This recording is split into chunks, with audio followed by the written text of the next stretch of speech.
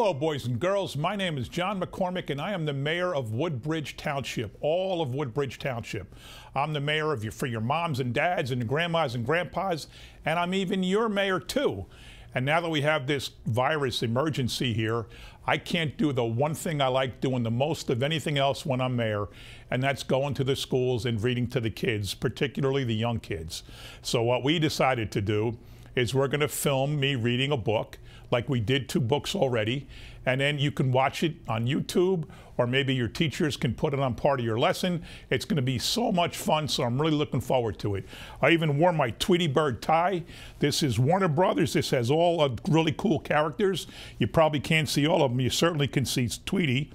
This is Daffy Duck. This is Sylvester the Cat. This is Elmer Fudd. And of course, who else but Bugs Bunny? You know, when my kid was your age, she loved Tweety Bird. That was her favorite character, along with Tigger. You know, Tigger, the guy that bounces, the tiger that bounces all around the place. They were her favorite characters, and I've had this tie since she was 5 years old, and now she's 29 years old. This is after she liked Barney. When she was a real little kid, she loved Barney the best, like maybe when she was 2. So I got to tell you a quick story before I read. One day, my daughter was actually in the hospital on a Sunday night because the next day she was having an operation to have her tubes put in her ears, right? She had always getting sick, so they had to put little tiny tubes in her ears. It was really scary when you're a parent because you got a little baby 1.5 years old that's going to get operated on. So we were at the hospital, me and my wife and my daughter, and we're talking to the nurse, and who do you think I saw out of the corner of my eye in the hospital? Yeah, I saw Barney. I really saw Barney. And I said, oh, I saw Barney, I saw Barney. And my wife says, sure you did. And the nurse says, maybe you should sit down, Mr. McCormick. And I said, no, I really saw Barney. And then the nurse said, maybe you ought to get a checkup, Mr. McCormick. I said, no, I saw Barney. And I ran out, and I went up and down all the halls, and I peeked in all the rooms, and I found him. He was there visiting another little girl who was going to have an operation. So I said, Barney, can you come over, and can you say hello to my little girl? She has an operation tomorrow. And he did, and then he sang her a song. You know, I love you, you love me, we're a happy family, with a great big hug and a kiss from me to you. Won't you say you love me too? You know that one, right, boys and girls? So anyway, that's my Barney story, and that's my Tweety Bird story. This tie always brings back memories of my little girl when she was a little girl. So now we're going to read The Day the Crayons Quit by Drew Daywalt, pictures by Oliver Jeffers. So here we go. You start the book with all kinds of different colored crayons. The Day the Crayons Quit. One day in class, Duncan went to take out his crayons and found a stack of letters with his name on them. That's a little weird. Here's the first one. Hey, Duncan, it's me, Red Crayon. We need to talk. You make me work harder than any of your other crayons. All year long, I wear myself out coloring fire engines, apples, strawberries, and everything else that's red. I even work on holidays. I have to color all the Santas at Christmas and all the hearts on Valentine's Day. I need a rest. Your overworked friend, Red Crayon. So Red Crayon quit. Here's another one. Dear Duncan, all right, listen. I love that I'm your favorite crayon for grapes, dragons, and wizards hats, but it makes me crazy that so much of my gorgeous color goes outside the lines. If you don't start coloring inside the lines soon, I'm going to completely lose it. Your very neat friend, Purple Crayon. Here goes, Dear Duncan, I'm tired of being called light brown or dark tan because I am neither. I am beige and I am proud. I'm also tired of being second place to Mr. Brown Crayon. It's not fair that Brown gets all the bears, ponies, and puppies, while the only things I get are turkey dinners if I'm lucky, and wheat. And let's be honest, when was the last time you saw a kid excited about coloring wheat? Your beige friend, Beige Crayon. Here's another letter. Duncan, Gray Crayon here. You're killing me. I know you love elephants, and I know that elephants are gray, but that's a lot of space to color in all by myself. And don't even get me started on your rhinos, hippos, and humpback whales. You know how tired I am after handling only one of those things? Such big animals. Baby penguins are gray, you know. So are tiny rocks, pebbles. How about one of those once in a while to give me a break? Your very tired friend, Gray Crayon. Dear Duncan, you color with me, but why? Most of the time I'm the same color as the page you were using me on, white. If I didn't have a black outline, you wouldn't even know I was there. I'm not even in the rainbow. I'm only used to color snow or to fill an empty space between other things. And it leaves me feeling, well, empty. We need to talk. Your empty friend, White Crayon. And here's what White Crayon used. It's a white cat in the snow. See, you can hardly see it. Hi, Duncan. I hate being used to draw the outline of things that are colored in by other colors, all of which think they're brighter than me. It's not fair when you use me to draw a nice beach ball and then fill in the colors of the ball with all of the other crayons. How about a black beach ball sometime? Is that too much to ask? Your friend, Black Crayon. Dear Duncan, as Green Crayon, I am writing for 2 reasons.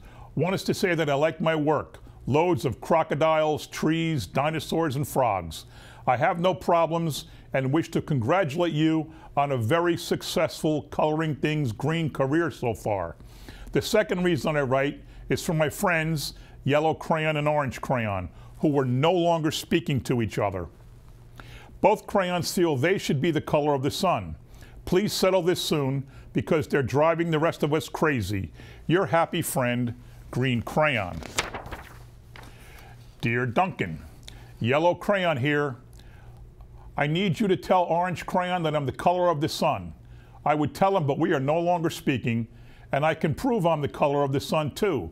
Last Tuesday, you used me to color in the sun on your Happy Farm coloring book. In case you've forgotten, it's on page 7. You can't miss me. I'm shining down brilliantly on a field of yellow corn. Your pal and the true color of the sun, Yellow Crayon. Dear Duncan, I see Yellow Crayon already talked to you, the big whiner. Anyway, could you please tell Mr. Tattletale that he is not the color of the sun? I would, but we're no longer speaking. We both know I am clearly the color of the sun because on Thursday, you used me to color the sun on both the Monkey Island and the Meet the Zookeeper pages in your Day at the Zoo coloring book. Aren't you glad I'm here? Ha, get it? Your pal and the real color of the sun, Orange Crayon. Dear Duncan, it has been great being your favorite color this past year and the year before that and the year before that. I have really enjoyed all those oceans, lakes, rivers, raindrops, rain clouds, and clear skies. But the bad news is that I am so short and stubby, I can't even see over the railing in the crayon box anymore. I need a break. Your very stubby friend, Blue Crayon. Duncan, okay, listen here, kid. You have not used me once in the past year. It's because you think I am a girl's color, isn't it? Speaking of which, please tell your little sister I said thank you for using me to color in her Little Princess coloring book. I think she did a fabulous job of staying inside the lines. Now, back to us. Could you please use me sometimes to color the occasional pink dinosaur or monster or cowboy? Goodness knows, they could use a splash of color. Your unused friend, Pink Crayon. Dear Duncan, it's me, Peach Crayon. Why did you peel off my paper wrapping? Now I'm naked. He's naked and too embarrassed to leave the crayon box. See him there? I don't even have any underwear. Crayon has no underwear?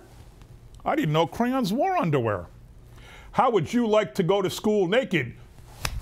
You can't go to school naked. I need some clothes. Help, your naked friend, Peach Crayon. Well, poor Duncan just wanted to color, and of course he wanted his crayons to be happy, and that gave him an idea. When Duncan showed his teacher his new picture, she gave him an A for coloring and an A for creativity. So here's what Duncan did. He used all the different colors.